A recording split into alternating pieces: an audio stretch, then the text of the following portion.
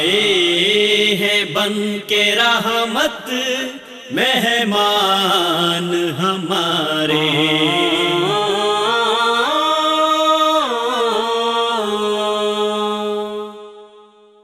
बिस्मिल्लाहिर्रहमानिर्रहीम। अस्सलामु अलैकुम वरहमतुल्लाहि वबरकातुहू। नाज़रीन, आप देख रहे हैं प्रोग्राम मेहमान हमारे और मैं हूं आपका मेज़बान बाबर फ़ारूक रहीमी। आप जानते हैं हम अपने इस प्रोग्राम में मुल्क पाकिस्तान की वो नामवर शख्सियात जिन्होंने तालीमी मैदान में, सियासी मैदान में, मजहबी मैदान में, समाजी मैदान में नुमायाँ खिदमात अंजाम दी हों, उनके साथ आपकी मुलाकात करवाते हैं। हमने पिछले प्रोग्राम में भी आपकी मुलाकात करवाई थी एक ऐसी ही शख्सियत के साथ जिन्हें पहचाना जाता है जनाब राना मोहम्मद शफ़ीक़ ख़ान पसरूरी साहब के नाम के साथ। आप इस्लामी नज़रियाती कौंसिल पाकिस्तान के मेंबर हैं, मरकज़ी जमीयत अहले हदीस पाकिस्तान के एडिशनल सेक्रेटरी जनरल हैं, नामवर सहाफ़ी हैं, ख़तीब हैं, अदीब हैं, दानश्वर, स्कॉलर और मुसन्नफ़ कुतुबे कसीरा हैं। आइए आज इस प्रोग्राम के तवस्सुत से हम दोबारा उनके साथ आपकी मुलाकात करवाते हैं। बहुत शुक्रिया जनाब राना मोहम्मद शफ़ीक़ ख़ान, आपका भी शुक्रिया, आपने याद रखा। आप दोबारा हमारे इस प्रोग्राम में तशरीफ़ लाए और आपने वक्त निकाला। पिछले प्रोग्राम में भी काफ़ी बातें हुई हैं, लेकिन इस प्रोग्राम में हम यहाँ से शुरू करना चाहते हैं कि हज़रत अल्लामा एहसान इलाही ज़हीर शहीद रहमतुल्लाह अलैह, जो आपकी एक पहचान भी हैं और उनके हवाले से आपका एक तारुफ़ भी है, उनके साथ जो आखिरी प्रोग्राम आपका हुआ, आखिरी मुलाकात हुई, आखिरी जलसा हुआ, उसके ज़रा अहवाल हमारे नाज़रीन तक पहुँचाएँ। अल्लामा शहीद रहमतुल्लाह अलैह एक दबंग शख्सियत थे और ऐसी शख्सियत कि जिसके बारे में कहा जा सकता है कि वो आया और छा गया। बेशक हज़रत अल्लामा शहीद रहमतुल्लाह अलैह तंज़ीम की जोलानी का नाम थे। उन्होंने इनफरादी तौर पर बताया कि काम किस तरह किया जाता है, नौजवानों में जज्बा पैदा करना, नौजवानों को साथ लेकर चलना, नौजवानों से काम लेना, वो बखूबी जानते थे। जी जी। और उससे भी बढ़कर ये था कि जिस नौजवान में जो सलाहियत होती उसकी वजह से वो उसको पॉलिश करते थे, उसको उभारते थे, उसकी हौसला अफजाई करते थे। आखिरी जलसा जो है, ये एक जो आखिरी दौर था ना, जी जी, ऐसा साहब का मकबूलियत का दौर था अल्लामा साहब के आखिरी दिन जो हैं, कि हर दिन ऐसे लगता था कि अल्लामा साहब की मकबूलियत में इजाफा हो रहा है और इजाफा हो रहा है, पहले से ज़्यादा हो रहा है, पहले से, और बड़ी तेज़ी के साथ, दूसरे से बढ़ के आता, बड़ी तेज़ी के साथ। बिलखसूस 18 अप्रैल 1986 के बाद दौर एक आया अल्लामा साहब के अरूज का, और इन दिनों के अंदर जो शहादत के दिन थे या शहादत के वाक़े से पहले के दिन थे और ज़्यादा तसलसल। मसलन 19 तारीख को हुआ जंग फोरम के अंदर मुज़ाकरा। जी जी।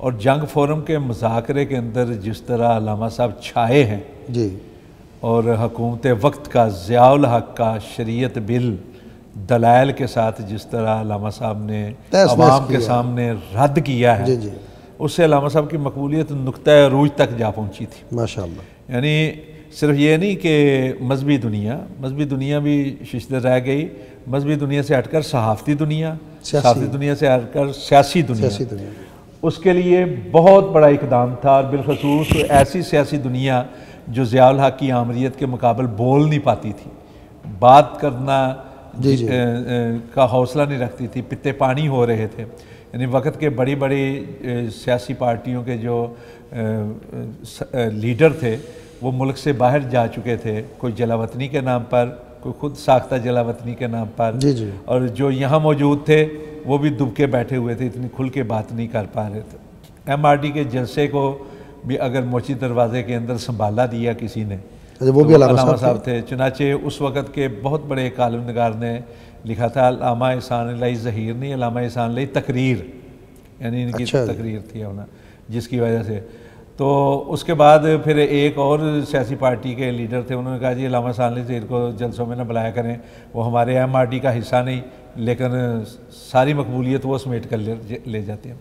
तो 19 तारीख का मुज़ाकरा जो है जी वो अल्लामा साहब को बहुत ऊपर ले गया, नुक्ता उरूज साबित हुआ। और मैं ये समझता हूँ कि जिसने भी धमाका किया या करवाया उसने इसको ही समझा होगा, वो क्या कहते हैं बुनियाद टर्निंग पॉइंट बनाया होगा कि अब अल्लामा साहब कबूल नहीं, क्योंकि अल्लामा साहब जिस तरह और जिस दबंग अंदाज में, जिस तरह वाज़े अल्फाज में, जिस तरह गरज के साथ और दलाइल के साथ बात करते थे, कोई और पाकिस्तान में ऐसा ना लीडर था ना स्कॉलर था।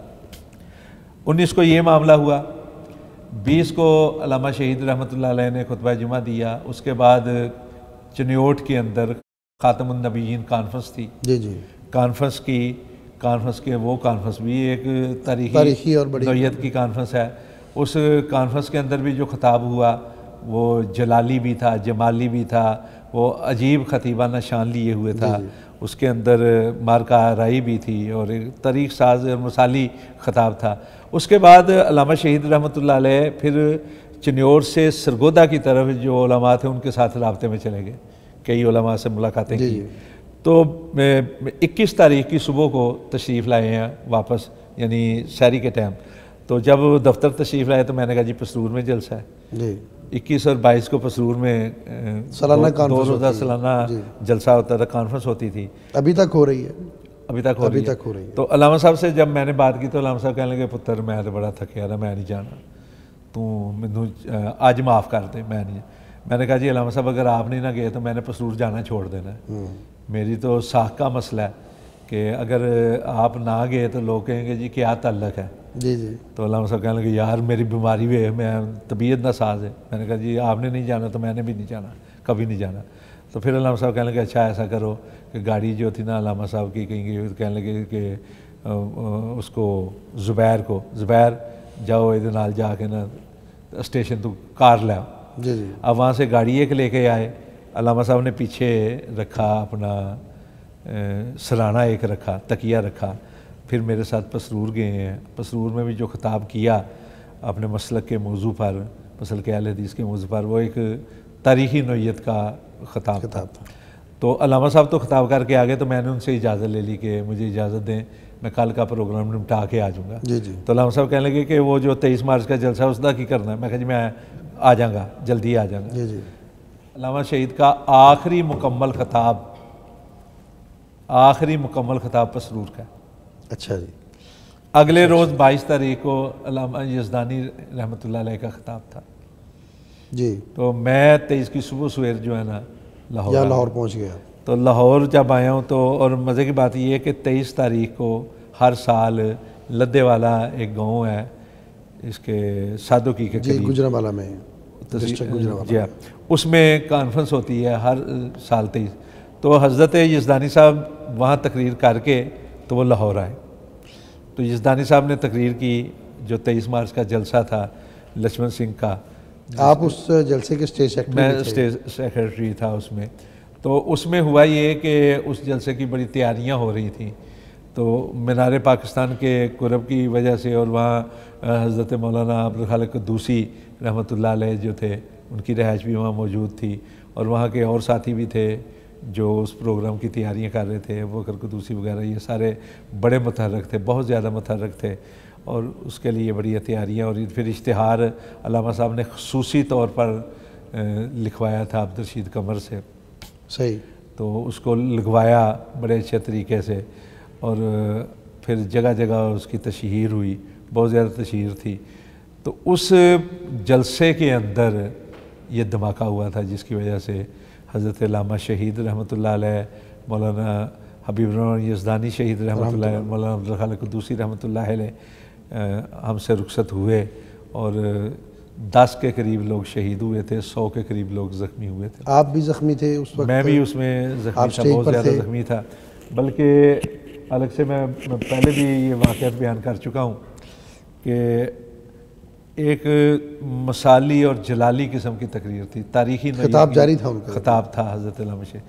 मैं स्टेज सेक्रेटरी था, जो रो थी सोफ़ों की, मैंने सोफ़े एक तो होते हैं ना सोफ़े, एक कुर्सी नमाज सोफ़े होते जी हैं, जी, मतलब 3 वाला सोफ़ा, एक साइड पे एक वाला, एक साइड पे एक वाला, तो उस पे बैठे हुए थे सारे है ना।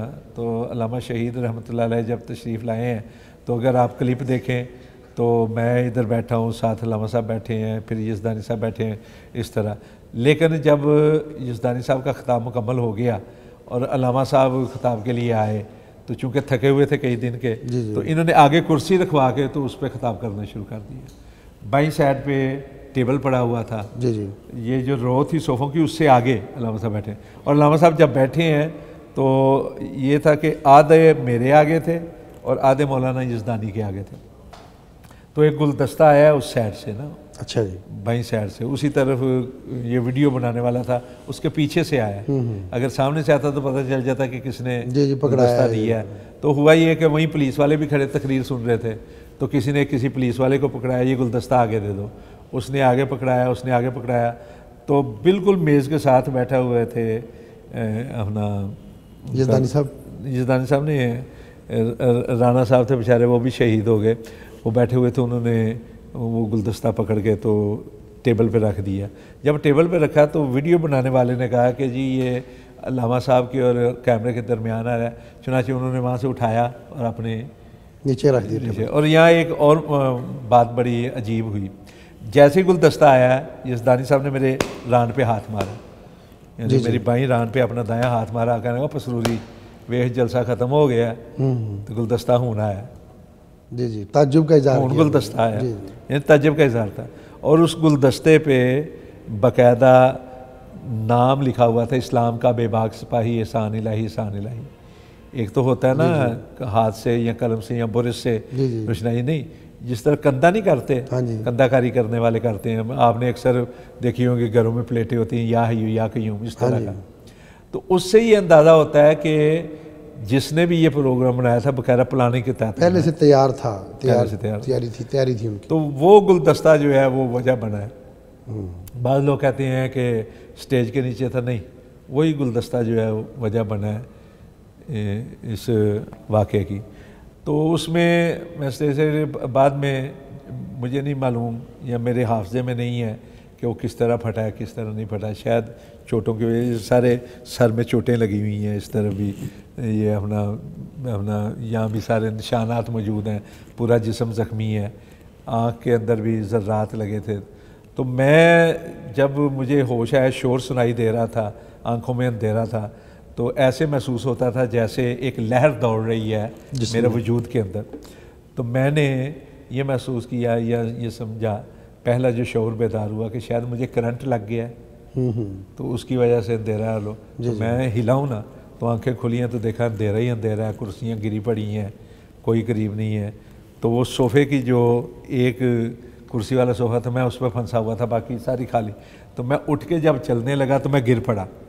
ऐसे मैं गिरा हूँ तो इस तरफ ना कनात लगी हुई थी, चूँकि आपने शायद चबूतरा देखा है कि नहीं? जी जी, वो गोल चौक के अंदर चबूतरा है, उसके ऊपर कनात लगा के स्टेज बनाया हुआ है। सही। तो जब मैं गिरा हूँ ना ऐसे, तो मैंने ऐसे देखा तो यज़दानी शहीद रहमतुल्लाह अलैह जो हैं वो ऐसे पड़े हुए थे, यानी मैं जब गिरा हूँ तो बाईं तरफ ऐसे देखा तो ऐसे, तो चेहरा लहू लहान था। तो मेरे दिल में आया कि यज़दानी साहब शहीद हो गए। फिर मैं उठ के चलने लगा, फिर मैं गिर पड़ा। फिर मुझे किसी ने पकड़ के तो पीछे ले जाके फुटपाथ पे लटाया, तो मेरी आँख खुली है, तो मेरे पास कुछ लोग आए हैं, मुझे दिखाई नहीं दे रहा, तो उन्होंने कहा ओए स्टेज सेक्रेटरी यहाँ पे आ जाए। उनका ज़हन ये था कि मैं उड़ के जाके वहाँ गिरा हूँ। तो फिर मुझे एक रक्शे में रखा गया, तो रक्शे में जब रखा गया तो मेरे साथ एक और आदमी को, तो उसका सर जो है वो ढलक के मेरी छाती पे आ गया। तो जब रक्षा चला तो खून निकलने लगा ना, तो मैंने समझा शायद उसके मुंह से खून निकल रहा है। तो मैं पहले तो हटाने लगा, फिर मैंने कहा पता नहीं कितनी तकलीफ। अब मुझे नहीं, मैं ये समझ रहा था उसके मुंह से निकल रहा है खून, मेरे ये सारे ज़ख्म है मेरे। और उस वक्त मैं वेट लिफ्टिंग भी किया करता था, बाद में तो अपना ये सारा उड़ गया तो फिर नहीं, तो मेरा खून निकल रहा था। ये बाद में मुझे पता चला ज़ख्म दे।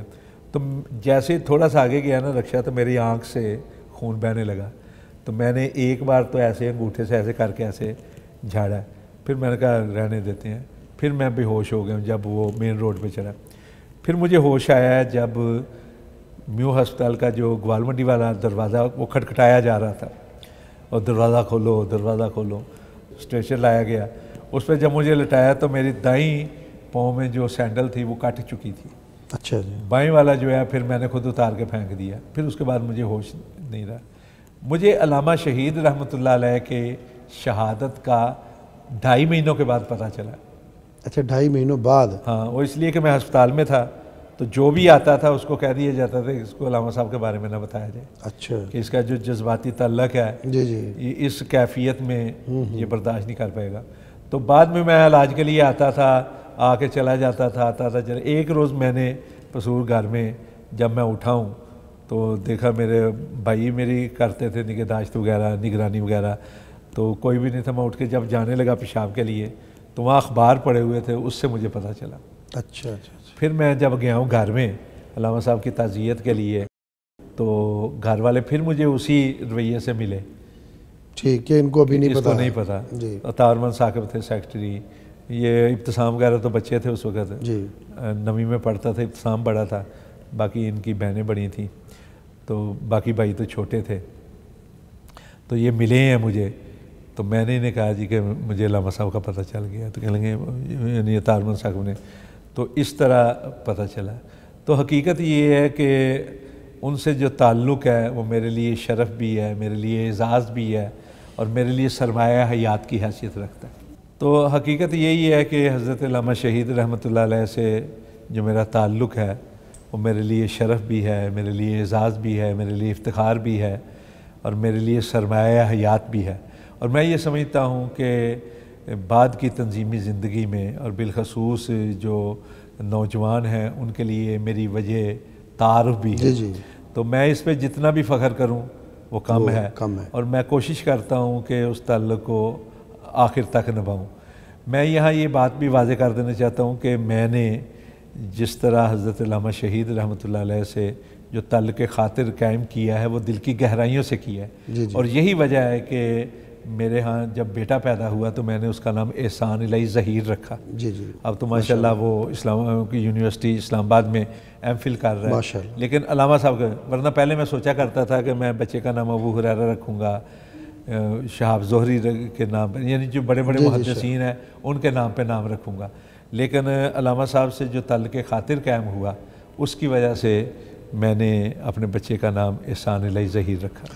नाज़रीन, राना मोहम्मद शफ़ीक़ ख़ान पसरूरी साहिब मेंबर इस्लामी नज़रियाती कौंसिल पाकिस्तान किसी तारुफ़ के मोहताज नहीं। उनके हालात ज़िंदगी सुन रहे थे, नहायत ही दुख भरी, अफसोसनाक और गमनाक हमने कहानी भी सुनी। अभी वक्त हुआ है वक्फ़े का, बाकी वक्फ़े के बाद। आए हैं बन के रहमत मेहमान हमारे,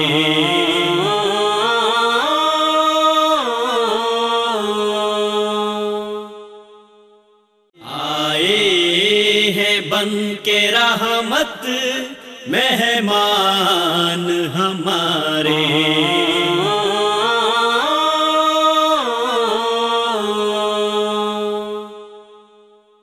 वेलकम बैक नाजरीन। वक्फे पर जाने से पहले हम बातें सुन रहे थे हज़रत अल्लामा एहसान इलाही ज़हीर शहीद रहमतुल्लाह अलैह की, उनके रफ़ीक़ ख़ास, रफ़ीक़ सफ़र, रफ़ीक़ जमात जनाब राना मोहम्मद शफ़ीक़ ख़ान पसरूरी साहब से। आइए उनकी ज़िंदगी के बारे में कुछ मज़ीद जानते हैं। राना साहब, आप इस्लामी नज़रियाती कौंसिल पाकिस्तान के मेंबर हैं। ये एक एज़ाज़ है आपके लिए भी और जमात के लिए भी। इस्लामी नज़रियाती कौंसिल एक क्या फ़ोरम है, उसके क्या मकासद हैं, उनकी क्या खिदमात हैं और उसमें आपका कंट्रीब्यूशन क्या है? बड़ा अहम सवाल है, लेकिन ये ऐसा सवाल है कि शायद आपका जो वक्त है वो इसका अहाता ना कर पाए, इसलिए मैं अपने हवाले से कुछ अर्ज़ करना चाहता हूँ। चूँकि आज की गुफ्तगू मेरे हवाले से है, मेरे लिए ये भी एक एज़ाज़ है और हकीकतन एक एज़ाज़ है, इसलिए कि इस्लामी नज़रियाती कौंसिल पाकिस्तान का वो आइनी इदारा है जो पाकिस्तान के इस्लामी तशख़्ख़ुस की पहचान भी है, बुनियाद भी है। और पाकिस्तान के आइन की 5 दफ़ात जो हैं वो इस्लामी नज़रियाती कौंसिल के हवाले से हैं। सही। और ये इदारा अगर अपना आइनी किरदार अदा करे, और मैं ये समझता हूँ कि हमारी मजहबी और दीनी जमातों को इस बात पे ज़ोर देना चाहिए और ये बात मनवानी चाहिए कि इस्लामी नज़रियाती कौंसिल के आइनी किरदार को बहाल किया जाए। जी जी। इसलिए कि इसका काम ये है कि पाकिस्तान के अंदर जो पहले कवानीन बन चुके हैं उन पर नज़रसानी करे, और कोई कानून ऐसा नहीं रहना चाहिए जो कुरान और हदीस के ख़िलाफ़ हो, किताब व सुन्नत के ख़िलाफ़ हो, इस्लाम के अहकामात के ख़िलाफ़ हो, और नया कोई कानून ऐसा नहीं बनना चाहिए जो कुरान और हदीस के किताब व सुन्नत के ख़िलाफ़ हो। मेरे लिए ये एजाज़ है, लेकिन इसके लिए मैं शुक्रगुज़ार हूँ अमीर मोहतरम जनाब प्रोफेसर साजिद मीर का और जनाब नाज़म अल्लाह हाफिज़ अब्दुल करीम, डॉक्टर हाफिज़ अब्दुल करीम साहब का, कि उनकी वजह से मैं उस इदारे में जाकर अपने मसलक की और मसल के किताब व सुन्नत की नुमाइंदगी करने की कोशिश कर रहा हूँ। इसमें कोई शक नहीं कि मुझसे बड़े बड़े और पहाड़ हैसियत के साहबान इल्म मौजूद हैं। जी जी। बहुत बड़े बड़े उलमा मौजूद हैं। मैं एक तालिब इल्म हूँ, यानी मैं इस वजह से अपना उसका मेंबर कहूँ कि मैं बन गया हूँ, तो मैं तालिब इल्म हूँ।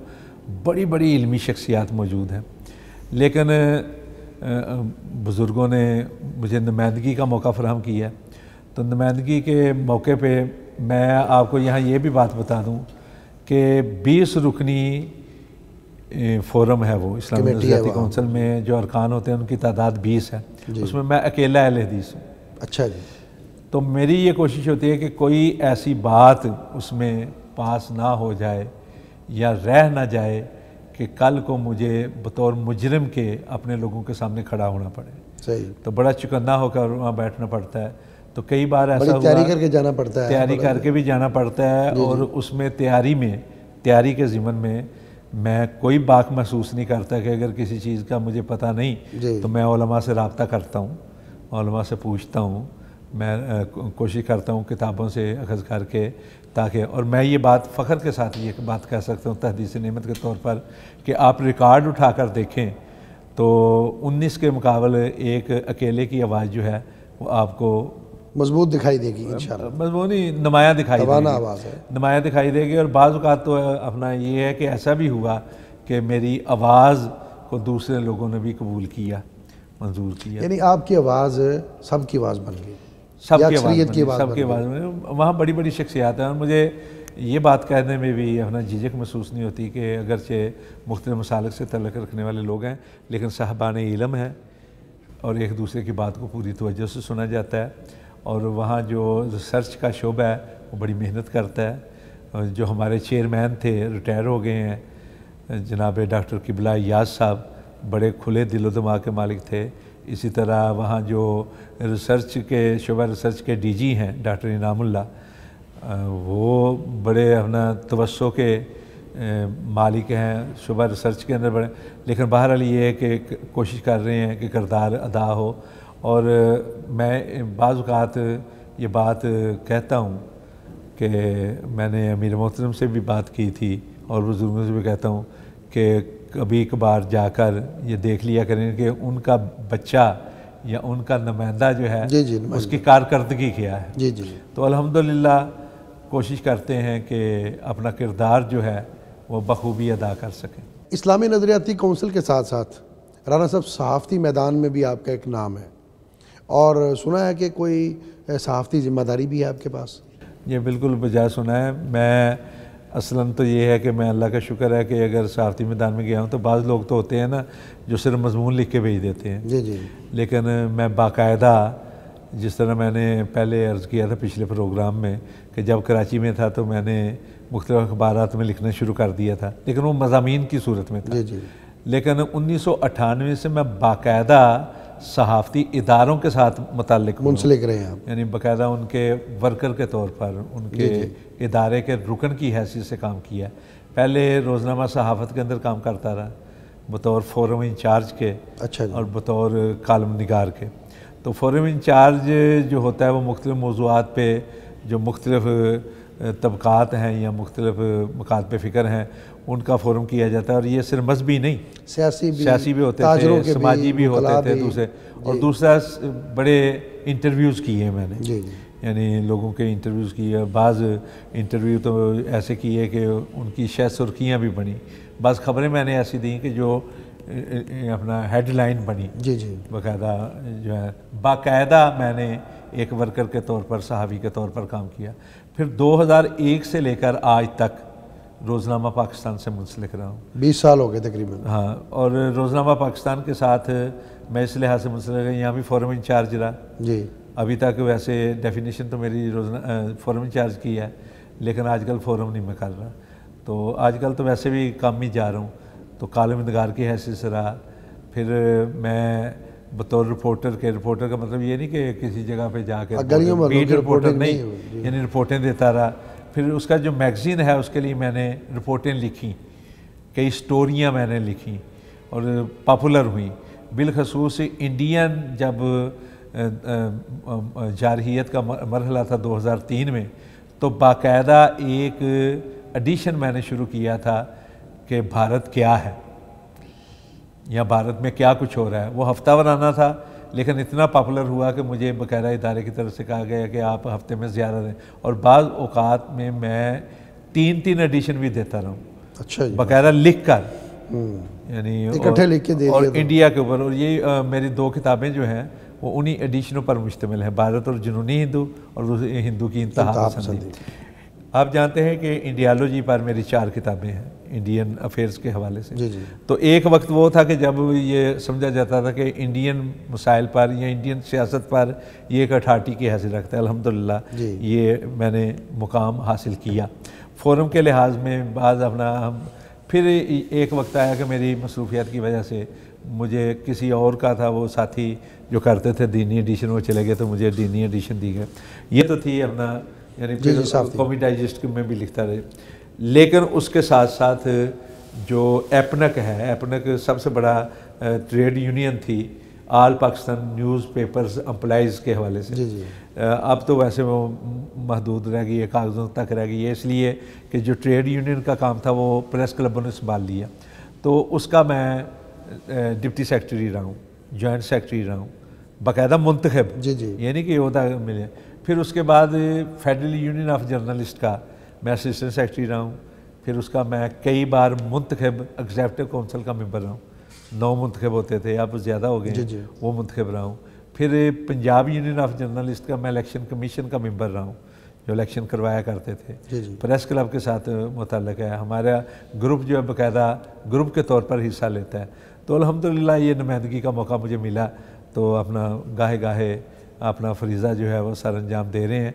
लेकिन यहाँ मैं ये बात अर्ज़ कर सकता हूँ कि बाज़ लोगों को ये नहीं मालूम होता कि कालम में और मजमून में क्या फ़र्क है। जी जी। अक्सर कालम में और रेपोर्टाज में क्या फ़र्क होता है। अल्हम्दुलिल्लाह ना सिर्फ उस फ़र्क को समझता हूँ बल्कि उस फ़र्क को निभाया भी है। उसको आपने मलहूज़ खातर रख के लिखा है, आपने किया भी है। हाँ जी। राना साहब, आपने सहाफ़ती मैदान के साथ साथ माशाल्लाह आपकी जो लिखने की सलाहियत है, सिर्फ कालम नहीं, इस तरह के साथ साथ किताबें भी आपने लिखी हैं।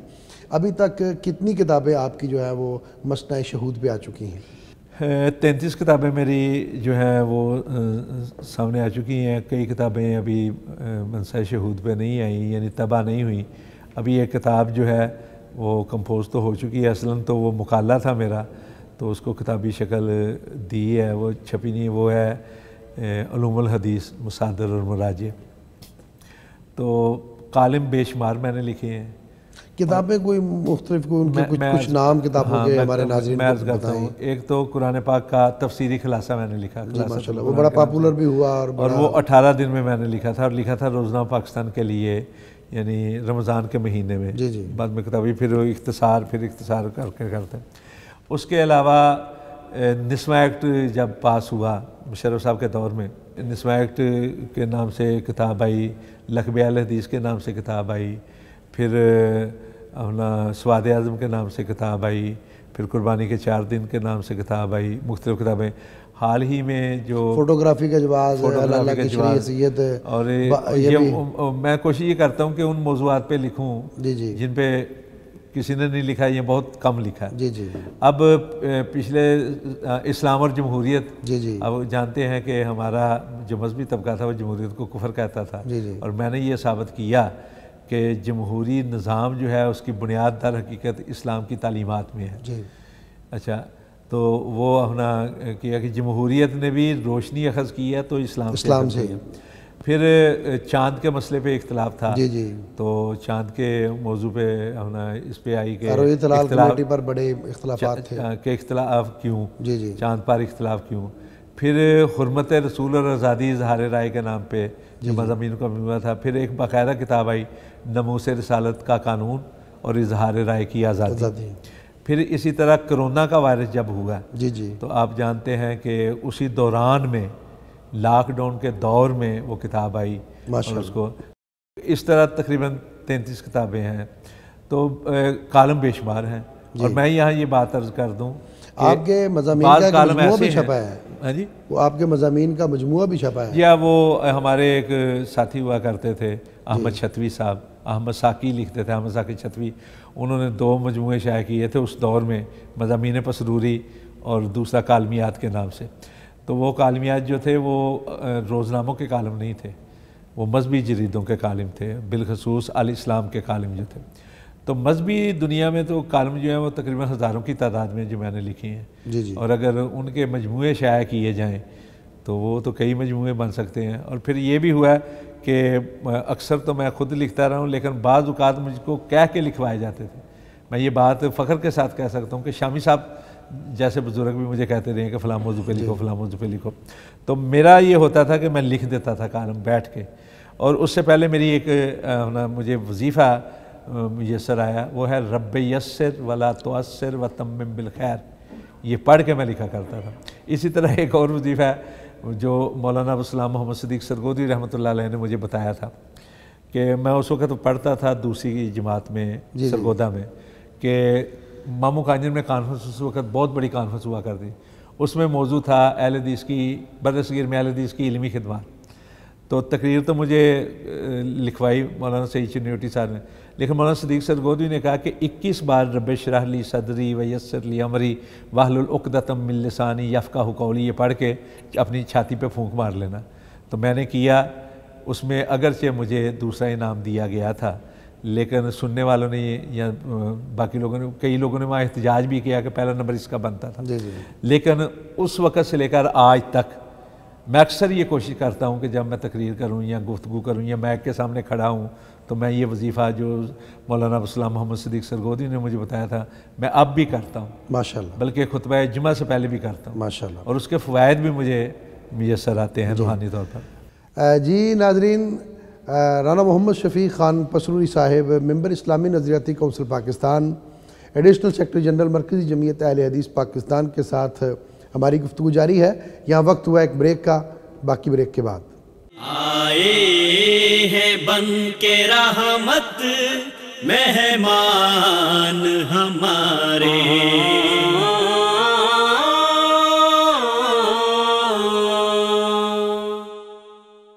आए हैं बन के रहमत मेहमान हमारे।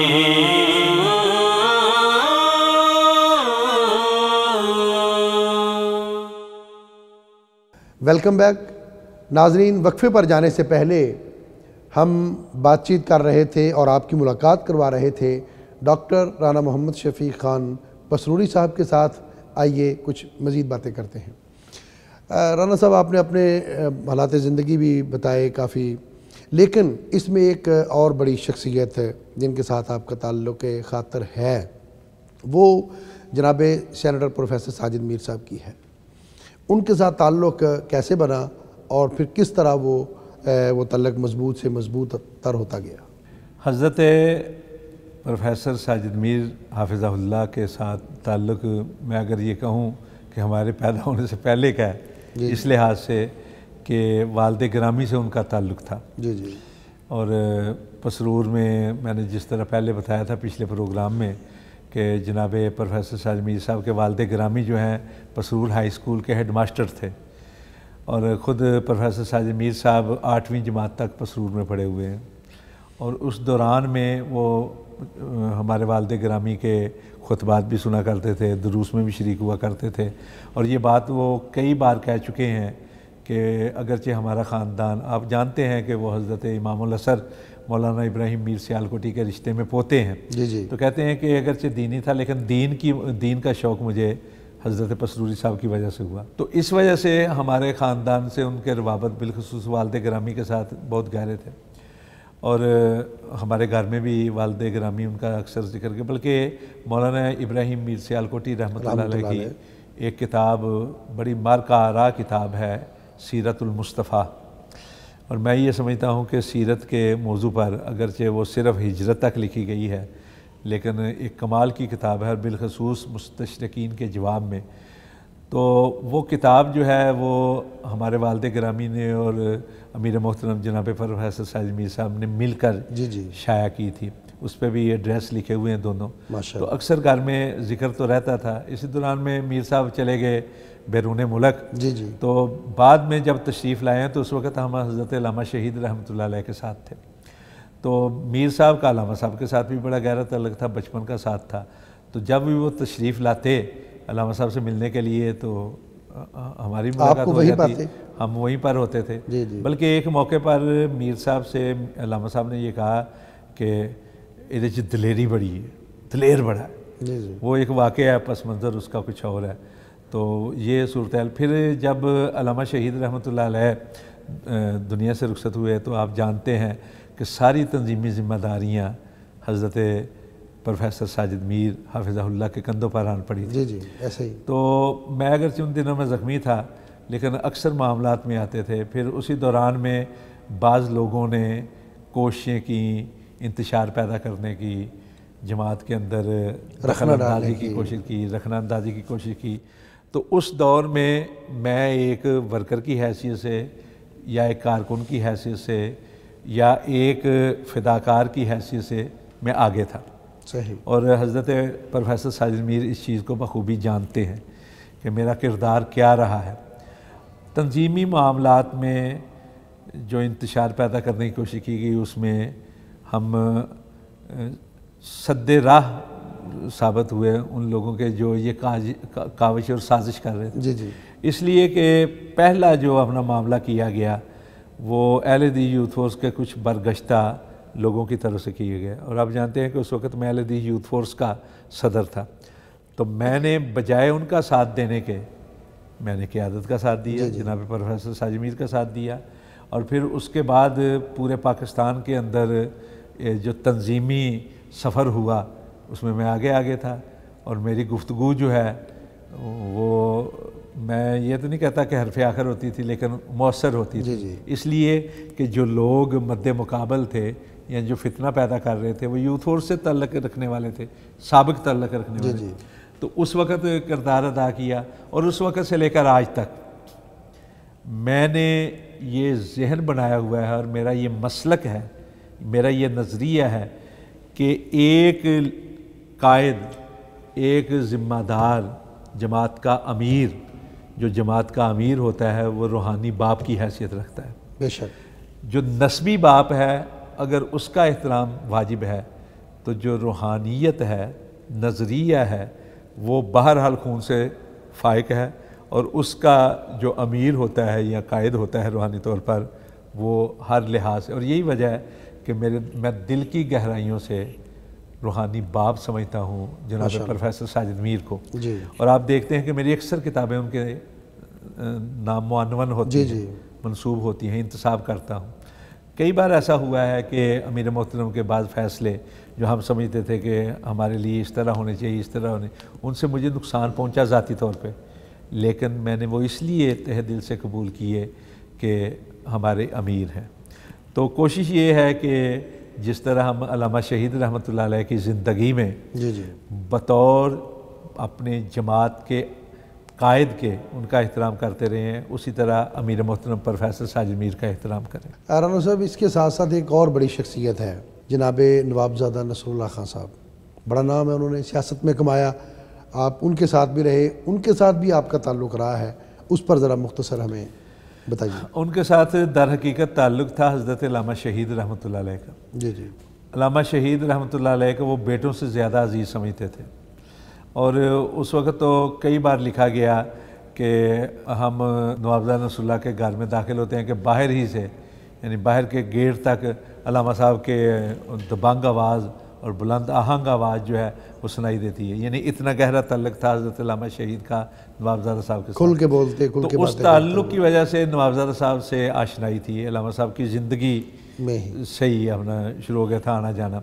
उसके बाद हमारा दौर आया, तो आपको पता है कि नौजवान आदमी हो और नौजवानी के अंदर उसकी कोशिश होती है कि बड़े नाम वाले जो लोग हैं और बिलखसूस हमारे जैसा जो तालिब इल्म हो और जिसकी ये कोशिश होती है कि हर लम्हे से कुछ ना कुछ अख्ज़ किया जाए, तो कोशिश होती थी कि नवाबजादा साहब के पास। तो जब भी हमारे पास वक़्त होता, हम लाहौर में होते तो नवाब साहब के पास चले जाए। और नवाब साहब का एक वक़्त था कि जब किसी के लिए कोई रोक टोक नहीं होती थी।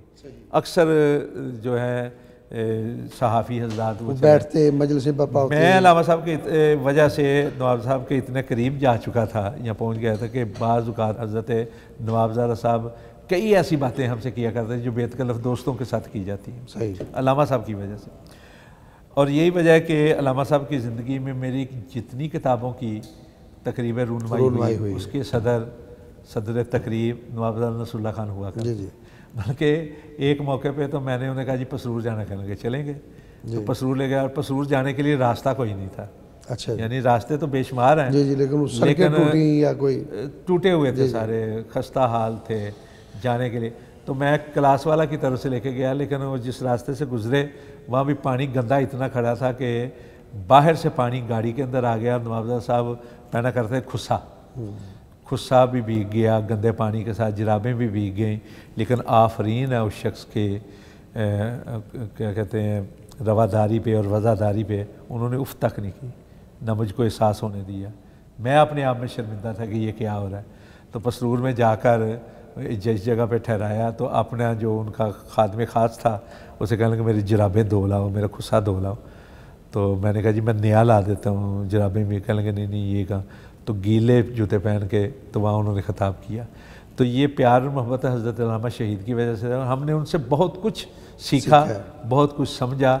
और मैं समझता हूँ कि जनाब मुजीबुर रहमान शामी, नवाबजादा नसरुल्लाह खान, ये वो ऐसी शख्सियात हैं जिनसे हमने जमात से हट कर आम ज़िंदगी के लिए सहाफ़ती मैदान में, सियासी मैदान में बहुत कुछ सीखा और बहुत कुछ समझा है। और किस तरह दूसरे की बात को सुना जाता है, किस तरह उसको समझा जाता है, और सियासी मामलात क्या होते हैं उसको जांचने की जो सलाहियत थोड़ी बहुत है वो इन्हीं मुलाकातों की वजह से। मुजीबुर रहमान शामी साहब के साथ आपका ताल्लुक़ अब भी है और बड़ा पुराना ताल्लुक़ है, इस ताल्लुक़ को आप किस नज़र से देखते हैं? ताल्लुक़ वही है कि एक उस्ताद हैं, सहाफ़ती मैदान में उस्ताद हैं, तजुर्बाकार हैं और एक नाम है उनका। आपको बड़ी बड़ी ऑफर्स आई और अखबारात की वहाँ लिखने की, आने की, लेकिन आपने रोज़नामा पाकिस्तान को नहीं छोड़ा। वो वजह यही है ना कि एक निस्बत हो जाती है, एक ताल्लुक़ हो जाता है, ताल्लुक़ खातिर हो जाता है। तो हर चीज़ को पैसों में नहीं तोला जा सकता। जी जी, हर चीज़ को मफादात में नहीं तोला जा सकता। बाद चीज़ें होती हैं जो आपके लिए एक पहचान बन जाती हैं।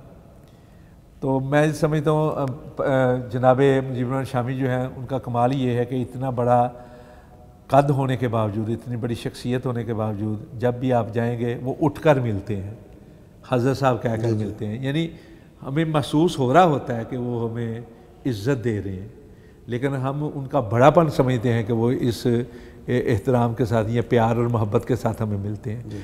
ये प्यार और मोहब्बत जो है किसी और इदारे में आपको दिखाई नहीं देगा। एक बात तो ये है वो नज़रियाती तौर पर सहाफ़ी हैं और सहाफ़ती मैदान में हैं, वरना अक्सर ऐसा हुआ है कि लोग अपने कारोबार के तौर पर सहाफ़त में आए या अपने कारोबार को शेल्टर देने के लिए सहाफ़त में आए। यानी सहाफ़त बतौर नज़रिया के अपनाने वाला इस वक्त सबसे बड़ा नाम जो है सहाफ़ती दुनिया में मैं ये समझता हूँ वो मुजीबुर रहमान शामी का। अच्छा राना साहब, ये माशाल्लाह आप बड़ी मसरूफ़ ज़िंदगी गुजारते हैं, आपके पूरे मुल्क के अंदर जलसे हैं, जलसों से खिताबात भी होते हैं, फिर जमाती मीटिंग्स भी होती हैं, उसके साथ साथ फिर आप लिखने लिखाने का काम भी करते हैं, तो सियासत में भी आप वक्त देते हैं, तो अपने हलके की सियासत भी करते हैं, मुल्क की सियासत भी करते हैं। सियासत के लिए किस तरह आप अपना वक्त निकालते हैं? बाबा साहब, बड़ा दुश्वार सवाल है और हकीकत ये है कि हम जैसे कम वसाइल वाले लोग सिर्फ अपनी मेहनत, अपनी मशक्क़त और अपने वक़्त देने की वजह से किसी मुकाम तक पहुंच पाते हैं, वरना सरमाए के बलबूते पर लोग बड़ी जल्दी ऊंचा मंजिलें तय करते हैं, मंजिलें तय करके ऊपर पहुंच जाते हैं। कोई तंजीम हो, कोई पार्टी हो, कोई इक़्तिदार के मराहिल हों, सरमाए के बलबूते पे आदमी कहीं का कहीं पहुंच जाता है, बड़ी तेज़ी के साथ, बड़ी जल्दी के साथ पहुंच जाता है।